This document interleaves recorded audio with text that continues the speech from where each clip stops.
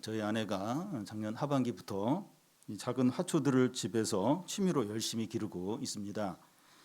요즘 유튜브에 이 화초를 어떻게 기르는가 하는 것과 또 새로운 화초를 소개해서 판매하는 것을 볼 수 있습니다. 아내도 시간이 나는 대로 유튜브를 통해서 화초를 어떻게 키워야 하는가를 배우기도 하고 또 새로운 화초 묘목을 좀 구입을 하기도 합니다.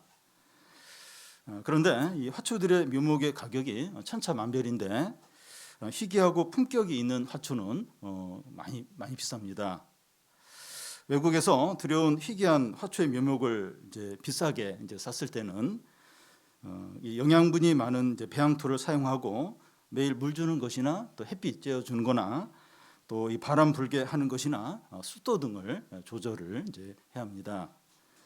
이 묘목에서 싹이 나오고 점점 자라야 성공하는 것인데 몇 달이 지나도 이 싹이 나오지 않고 자라지 않으면 실패한 거죠. 결국 이제 비싼 묘목이라 해도 버려야 합니다. 화초를 기르는 사람의 입장에서는 너무나 실망스러울 겁니다. 이사에서 5장은 포도원 이야기입니다. 어떤 사람이 땅에서 돌을 다 제거하면서 좋은 땅에 극상품 포도나무를 심었습니다. 농부는 수시로 이 포도나무에 가지를 쳐주고 거름을 주고 망대를 세우고 울타리를 만들고 포도주를 만들 수 있는 술틀까지 만들었습니다. 농부는 이 포도원을 위해서 할 수 있는 모든 정성을 다 쏟았습니다. 농부는 이제 좋은 포도 맺기를 기대한 거죠. 기대하고 있습니다. 그런데 들포도가 맺힌 거예요.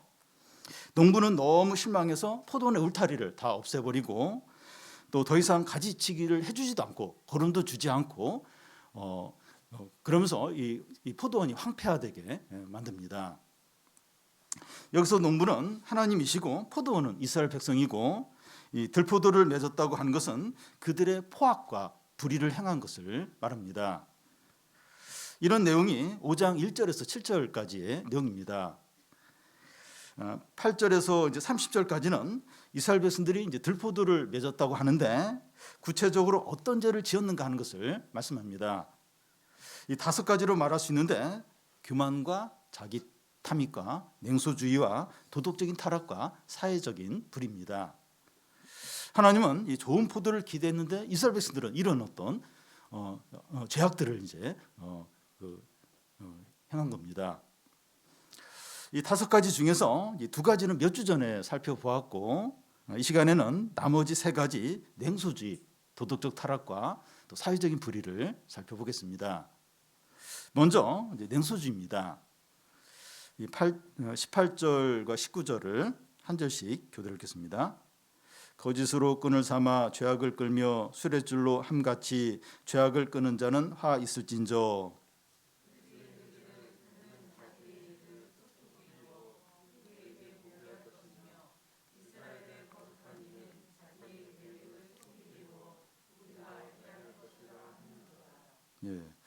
이 18절에 특이한 표현이 나오는데 거짓으로 끈을 삼아 죄악을 끈다는 겁니다.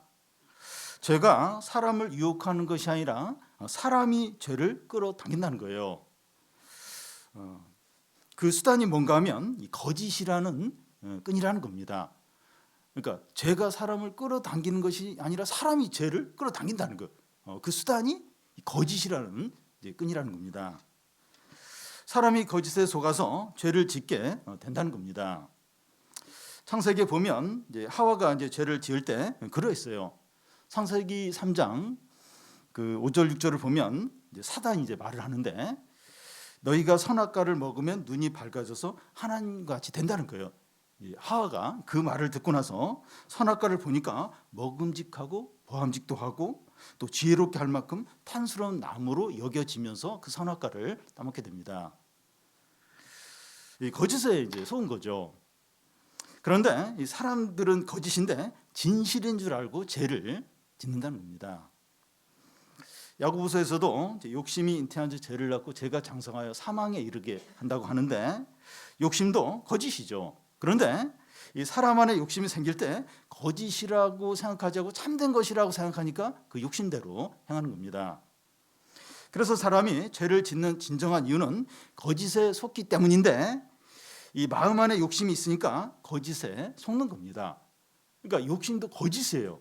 근데 사람 안에 다 욕심이 있어요.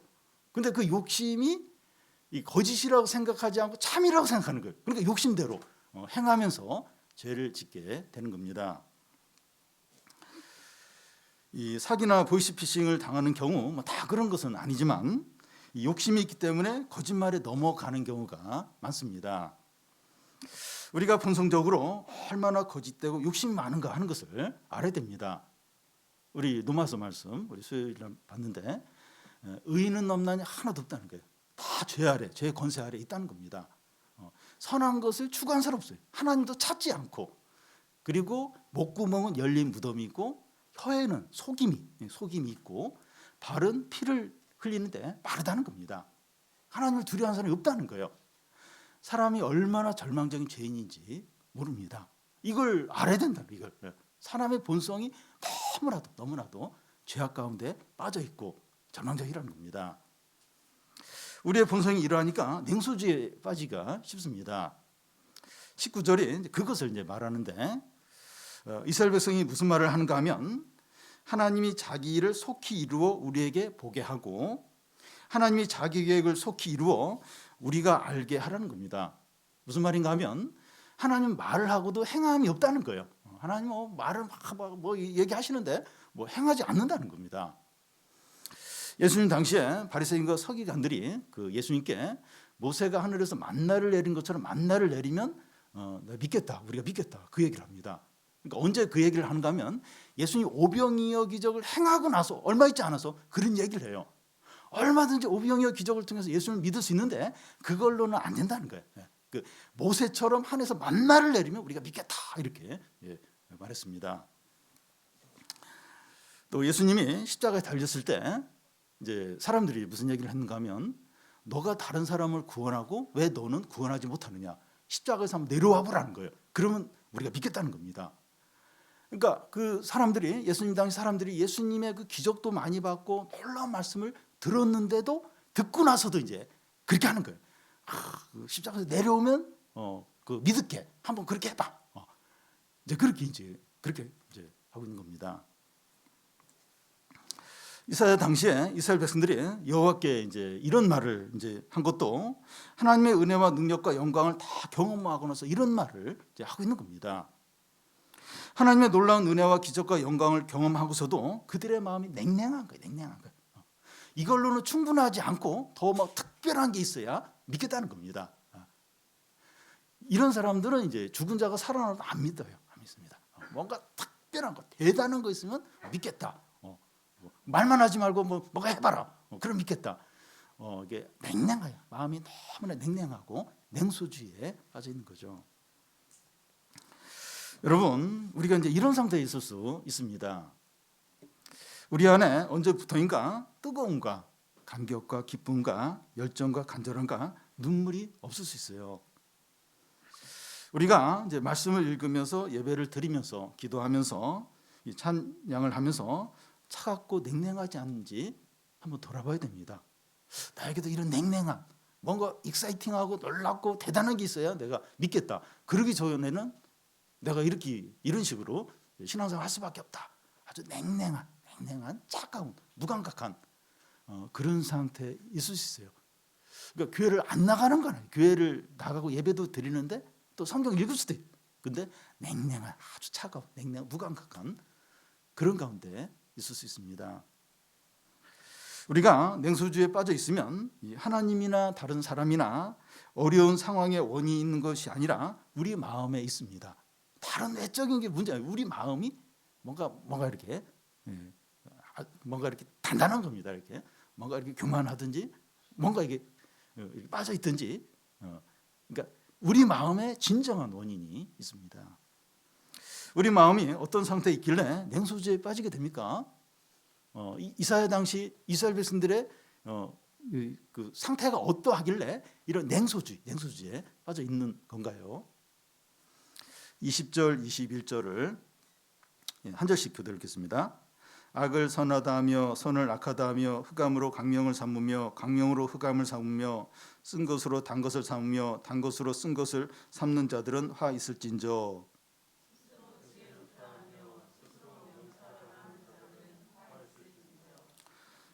여기 악을 선하다 하며 선을 악하다 하며 흑암을 강명으로 삼으며 강명을 흑암으로 삼으며 쓴 것을 단 것으로 삼으며 단 것을 쓴 것으로 삼는다고 하는 것은 이 도덕적인 기준을 정반대로 바꾸는 것을 말합니다.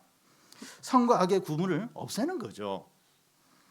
이렇게 할 수 있는 원인은 자기를 스스로 지혜롭다, 스스로 명철하다고 하기 때문입니다. 나는 스스로 명철하고 지혜로우니까 자기가 기준을 세우는 거예요. 자기가 도덕적인 체계를 다시 만드는 거죠.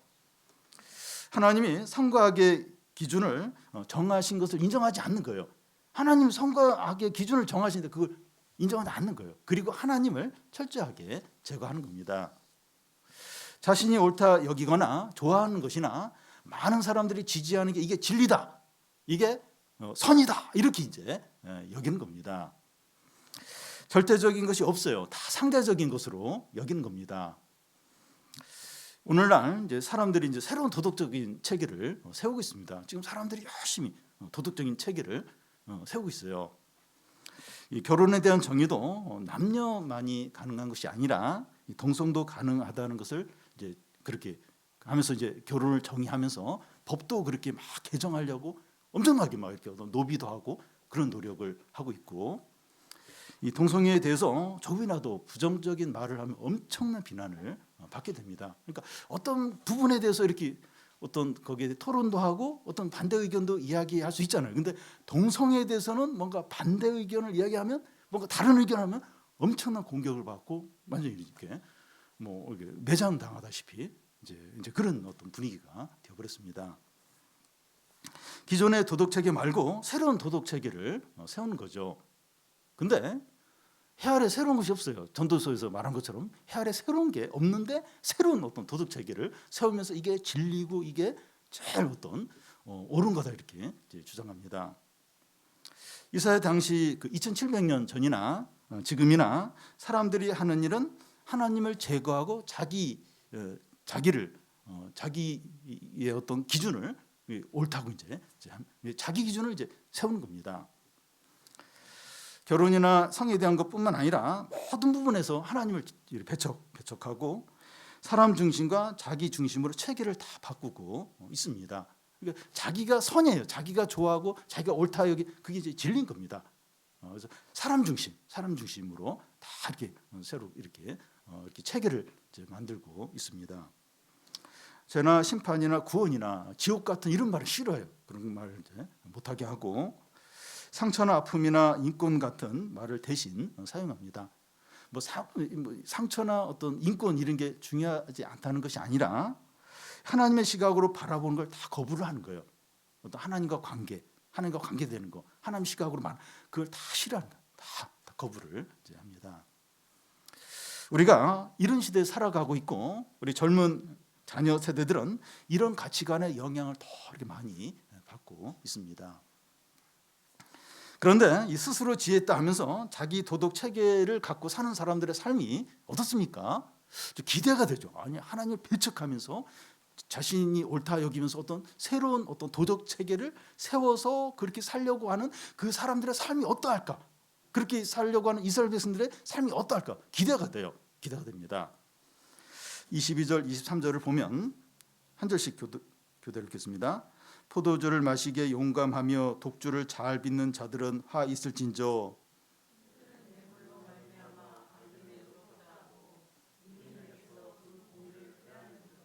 네. 여기 포도주를 마시기에 용감하며 독주를 잘 빚는 자라고 하는 것은 쾌락에 빠져 사는 것을 말합니다. 그러니까 막 술을 빚는데 굉장히 용감한 거예요. 또 막 독주 이렇게 막 술들을 막 혼합해서 그런데 막 굉장히 전문가인 겁니다. 이 쾌락에 빠져 사는 걸 말하죠. 사람들이 열심히 한 일이 하나님을 제거하고 또 하나님이 정한 법을 거부하면서 사람 중심이 되고 자기가 세운 원칙대로 사는 겁니다. 사람이 태어날 때부터 악한 죄인이에요. 태어날 때부터 생각도 악하고 악한 본성을 다 가지고 있습니다. 그래서 사람이 하나님께 의존이 되고 제한을 받아서 살 때는 선하고 행복하고 풍성하고 복되게 됩니다. 그런데 사람이 자신이 어떤 존재인지 모르고 스스로의 지혜와 이 기준으로 살려고 할 때 향락에 빠져 살다가 망할 수밖에 없습니다. 그러니까 사람이 생각이 다 그렇게 악해요. 이기적이에요. 근데 철저히 하나님을 제하고 자신의 어떤 중심으로 이제 이렇게 해서 살 때, 그 개인도 그렇고 그런 사회는 그냥 쾌락과 향락과 욕심에 빠질 수밖에 없죠. 그러면 결국 이제 망하는 겁니다. 이 사회, 이 세상을 보면, 보면 이 하나님 없이 이렇게 사는 세상이 어떠한가 잘 보여주죠. 그래도 이렇게 완전히 망하지 않는 이유가 그래도 하나님이 또 은혜로 지켜주시니까 이런 것이지.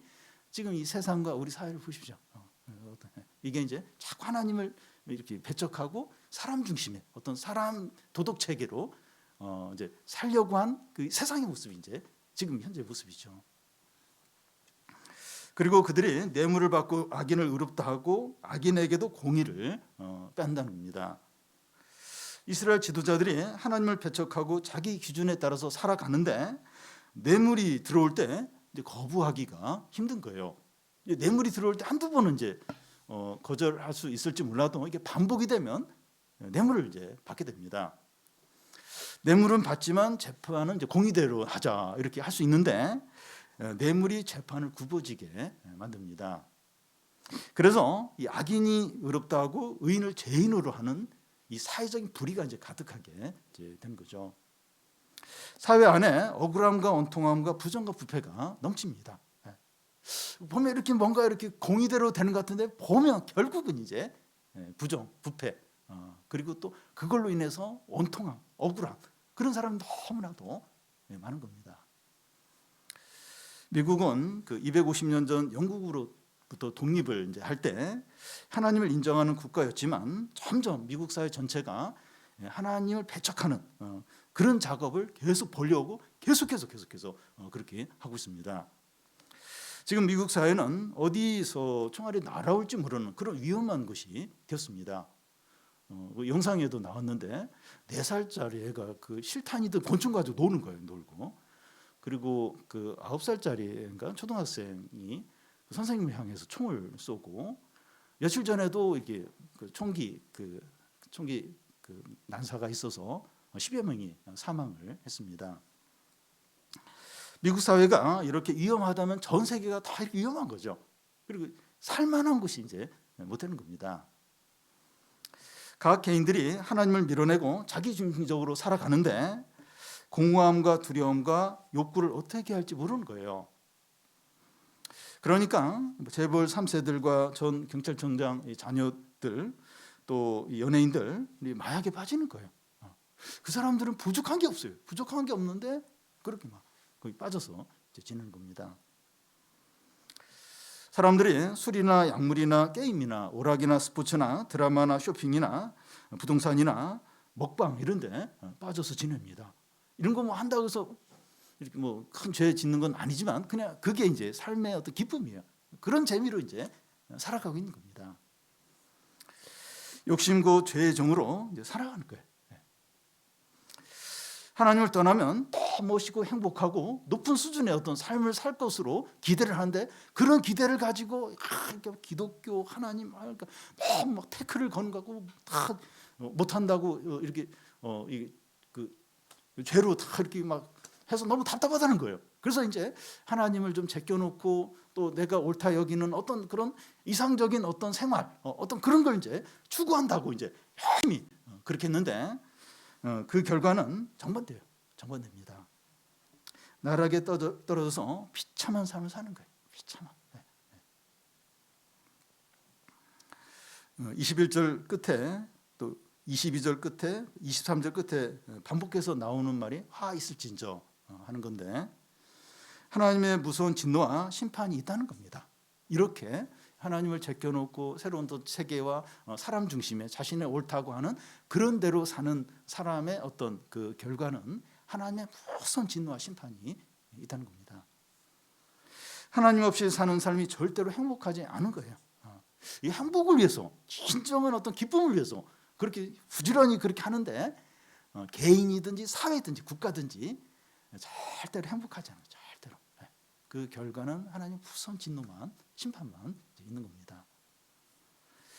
24절, 25절이 그걸 이제 말씀하고 있는데 한 절씩 교대로 읽겠습니다. 이로 말미암아 불꽃이 구루터기를 삼킨 같이 마른 풀이 불 속에 떨어진 같이 그들의 뿌리가 썩겠고 꽃이 티끌처럼 날리리니 그들이 만군의 여호와의 율법을 버리며 이스라엘의 거룩하신 이의 말씀을 멸시하였음이라.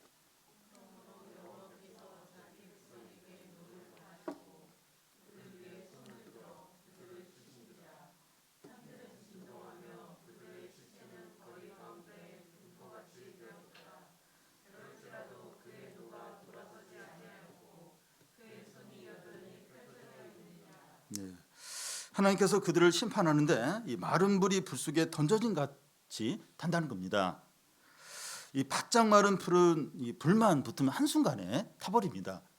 봄에 이제 산불이 위험한 이유가 바짝 마른 풀에 불이 붙으니까 한순간에 엄청난 이제 화재가 일어나는 거죠.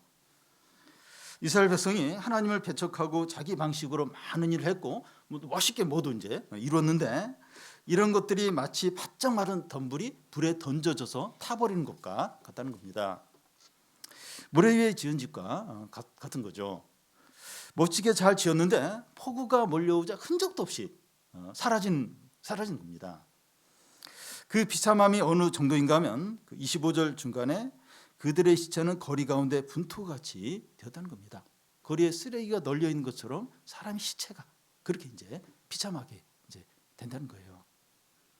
너무나 두렵고 철저한 심판입니다. 이런 하나님의 심판을 피할 수 없다는 거예요. 피할 수 없다는 겁니다.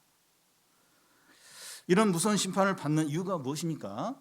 24절 중간에 보면 그들이 만군의 여호와의 율법을 버리고 이스라엘의 거룩한 이의 말씀을 멸시했기 때문입니다. 하나님의 백성이 말씀을 알면서도 지키지 않는 것은 실수나 또 지적으로 몰라서가 아니라 하나님을 멸시하고 하나님을 버리는 거라는 겁니다. 여러분 이제 믿지 않는 사람은 좀 상황 경우가 좀 다르지만 믿는 사람이 하나님 말씀을 알면서도 말씀을 안 지키고 욕심대로 행한다고 하는 것은 하나님을 멸시하는 거예요. 하나님을 버리면서 그렇게 하게 됩니다. 그 죄가 결코 작은 죄가 아니라는 겁니다. 뭔가 하나님을 알아요. 하나님을 알고 하나님 은혜도 알고 사랑도 알고 그런데 그 말씀을 계속 버리는 거예요. 하나님 배척하는 거예요. 자기 어떤 기준으로 자기가 주인이 되어서 욕심대로 계속 이렇게 산다는 건 하나님을 멸시해야 되만 하나님 버려야만 그게 가능한 거예요. 결코 작은 죄가 아니라는 겁니다. 지금 이스라엘이 그렇게 무섭게 심판을 받고 이렇게 하나님의 진노를 받는 이유가 하나님을 멸시하고 버리면서 그 말씀을 이제 배척하고 불순종하고 자신의 욕심대로 살았기 때문이라는 거예요. 그런데 하나님의 심판이 그게 전부가 아니라 25절 끝에 보면 그럴지라도 그의 노가 돌아서지 아니하였고 그의 손이 여전히 펼쳐져 있다는 겁니다. 하나님의 진노가 돌아서지 않는다고 하는 것은 아직 많이 쌓였다는 거예요.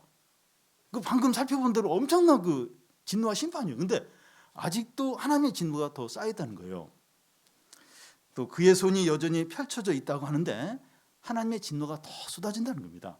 그러니까 이게 손이 펼쳐져 있다. 이게 이제 두 가지 의미가 있어요. 하나님 은혜를 베풀 때도 손이 펼쳐져 있다 하면서 은혜가 막 이제 임하는 걸 의미하는데 여기서는 아직 하나님 진노가 쌓여 있는데 하나님의 손이 여전히 펼쳐져 있다는 거. 그 진노가 여전히 계속해서 이제 임한다는 겁니다. 여러분 하나님 인자도 무한해요. 끝이 없어요. 근데 하나님의 진노도 무한하다는 겁니다.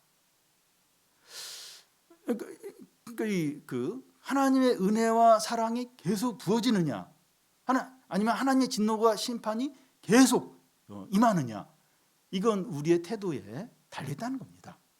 그러니까 계속해서 막 쏟아지는 은혜가 임할 수도 있고 하나님의 진노가 계속해서 부어질 수도 있는데 그걸 결정하는 게 우리의 어떤 태도, 우리의 상태, 거기에 전적으로 달려있다는 겁니다. 하나님을 경외하고 말씀에 따라 사느냐 아니면 하나님을 멸시하고 욕심으로 사느냐 하는 것에 달려있다는 겁니다.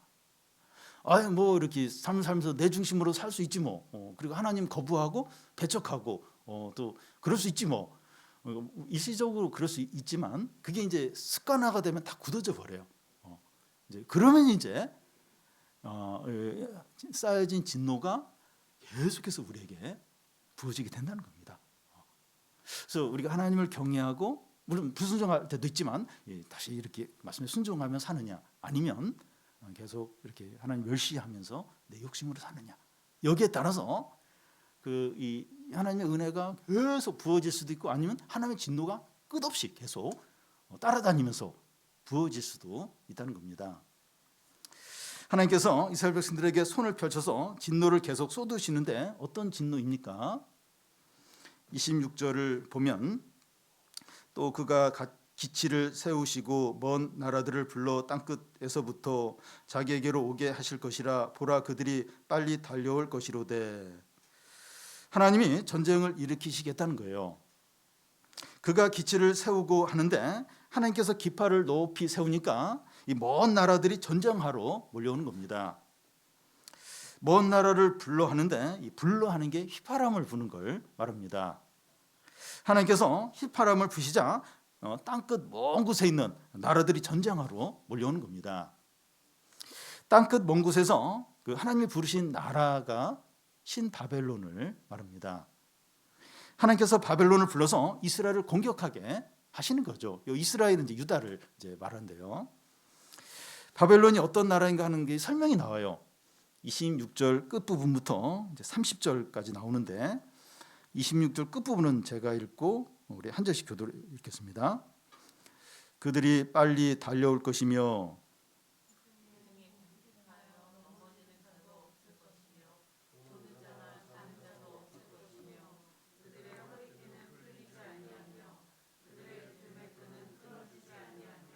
그들의 화살은 날카롭고 모든 활을 당겨졌으며 그들의 말북은 부싯돌 같고 병거바퀴는 회오리 바람 같을 것이며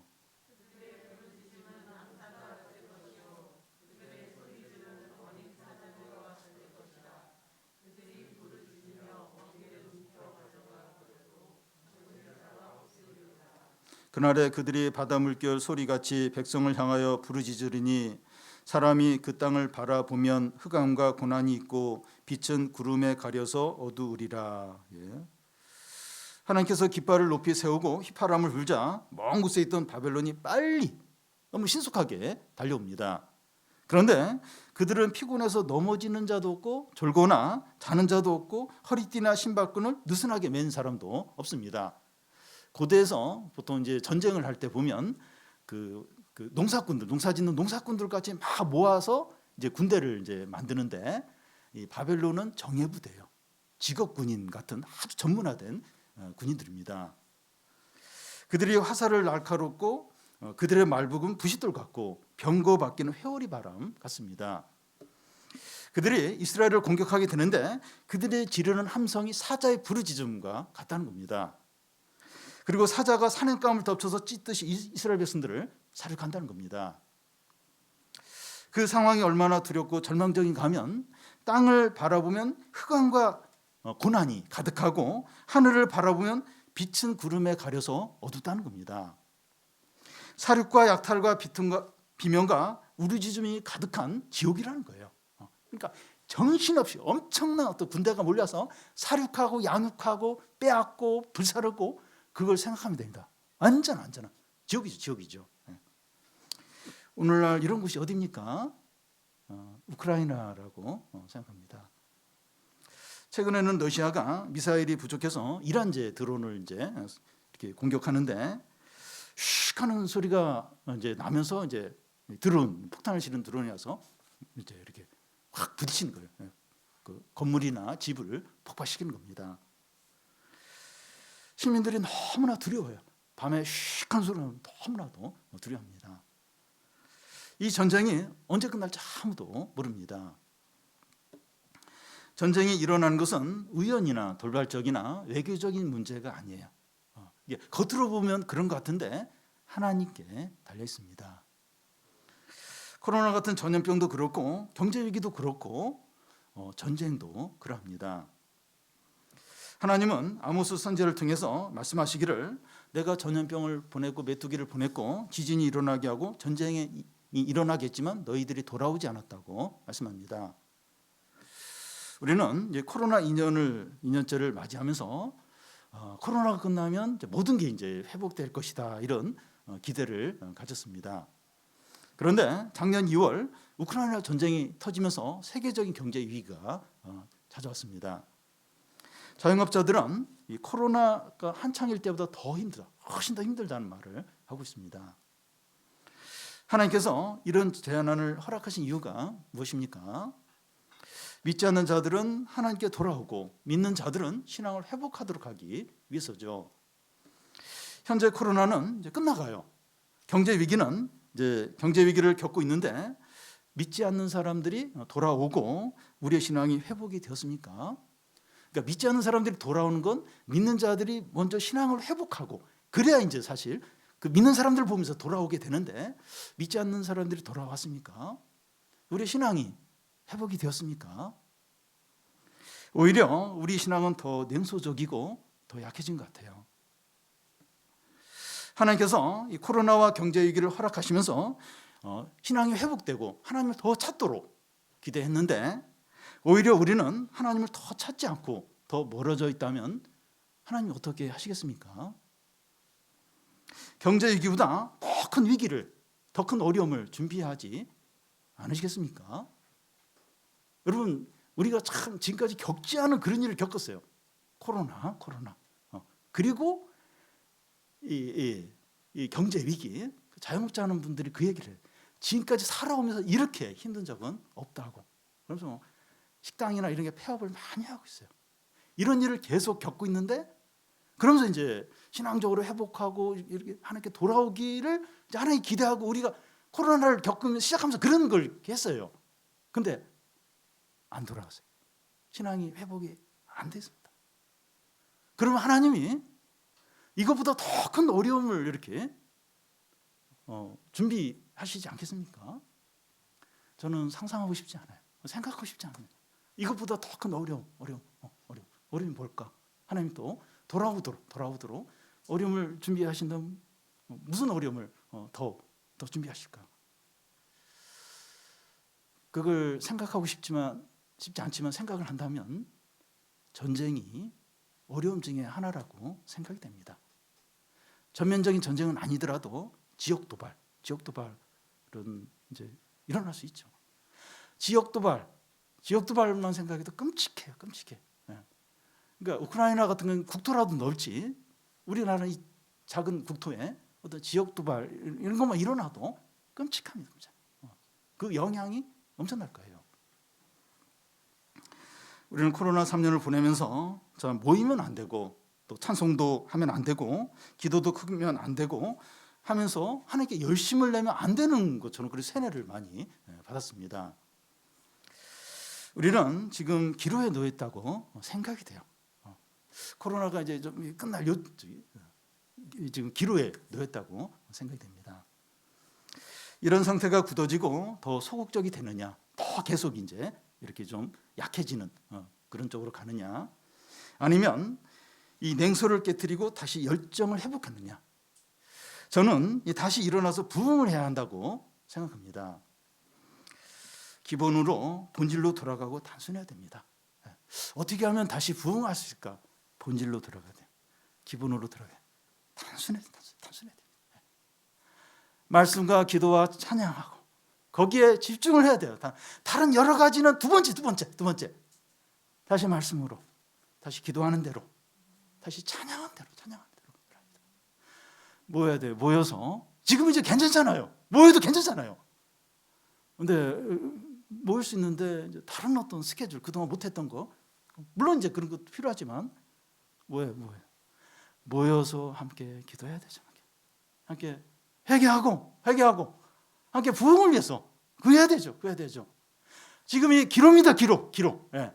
여기서 더 이제 굳어진 거, 이 냉소와 불신앙과 어떤 이 세상의 가치관들 거기에 더 이제 이렇게 빠지고 더 약해지고 지금 그러느냐 아니면 다시 이런 냉소와 불신앙을 깨트리고 다시 부흥을 하느냐, 다 기로에 놓여 있습니다.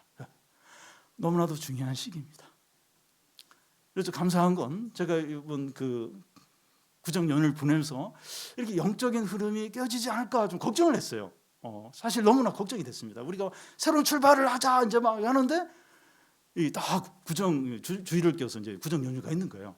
그래도 우리 교인들이 최선을 다해서 이제 주일 예배 나오시고 또 온라인 예배 드리시고 또 그 전후로 해서 오늘도 그렇고 열심히 우리 교인들이 나와서 이렇게 예배 드리고 기도하고 너무나 감사해요. 지금 기로입니다. 기로. 예.